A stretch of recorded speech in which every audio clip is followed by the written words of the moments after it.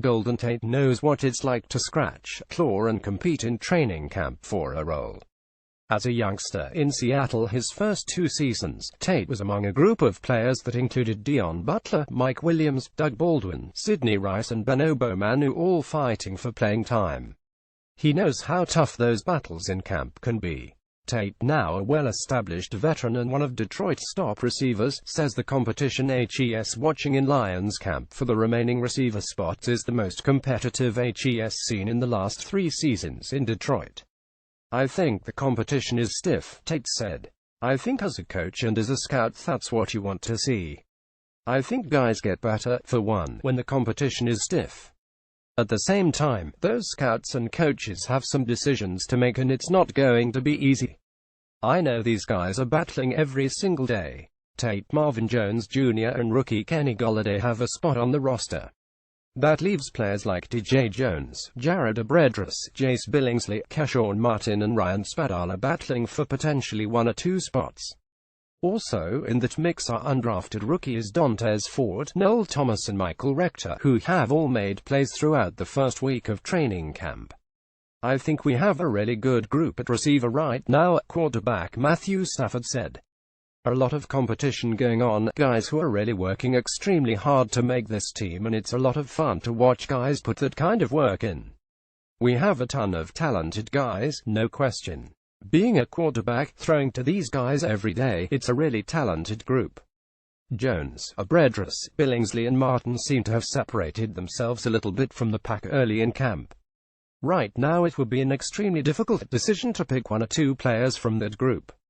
A couple are likely to separate themselves from the pack during the team's 4 preseason games. Anyone's ability to play all of the receiver positions and carve out a role on special teams, all 4 are competing for a returner role, will have an edge. "Competition is key," Abredras said. "It was like that last year when I was with Green Bay when we had like 7 or 8 guys heading into camp that could make the team. When you have competition it just makes you play better and that's what you want. You want everyone firing on all cylinders." Head coach Jim Caldwell even said the competition is close at this point in camp. "Just that it's going to be a real battle," Caldwell recently said when asked what stood out to him in the competition. "You know, there's a lot of guys playing well. A lot of guys doing some things. Keshawn Martin had a good day today. TJ Jones is playing well. Jared Abredras is doing a great job. It's a real competitive situation. We got some other young players that are doing well.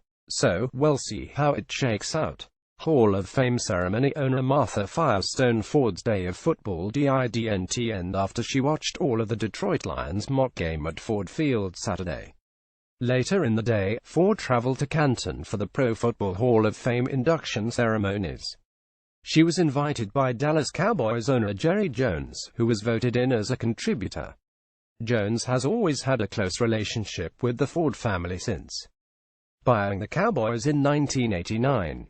Ford's energy and passion for football in general and the Lions in particular has been evident since she assumed ownership of the team in 2014 after the death of her husband, William Clay Ford. Mrs. Ford got a warm ovation from fans at one of the early practices in this year's training camp. Improved Williams linebackers love contact. There's just something about playing that position that makes guys wired that way. We've already seen it in practice with Jared Davis and Antoine Williams letting ball carriers feel the presence. Williams, the second-year backer out of Georgia Southern, has played alongside Davis and Tahir Whitehead as the Sam-in-base defense sets with the first-team defense for most of camp. He's the biggest player among that linebacker core at 6'3" and 240 pounds, and is expected to play an even bigger role this season after getting his feet wet as a rookie last season. "We ask everyone to step up and everyone be ready," Williams said. "Considering I went out there last year and was trying to pick everything up on the fly, I'm expecting myself to have a big jump from last year to this year, so I'm excited." Williams played in 14 games last season with 3 starts and finished with 27 tackles. Going from Georgia Southern to the NFL is a pretty big leap. Williams says he's much more comfortable with his surroundings, and is now working on some of the little things, like using his hands better and playing with lower pad level. "I'm playing much better," Williams said of his training camp thus far. "That's the goal. Get better each year. My goal is to get better and just to fly to the ball." Practice report: players still on PUP: Ziggy Ansah, T. Aumann, T. Bryant, T. Taylor Decker, G. Brandon Thomas and T. Corey Robinson. Players still on NFIP: Sam Martin not practicing Sunday. Tight end Eric Ebron, guard T.J. Lang, defensive tackle Halo T. Nata, tackle Cyrus Gio, running back Amir Abdullah, receiver Ryan Spadala, linebacker Thurston Armbrister, running back Mike James, tight end Brandon Barnes, cornerback Day Lawrence and defensive end Cornelius Washington. Mike O'Hara contributed to this report.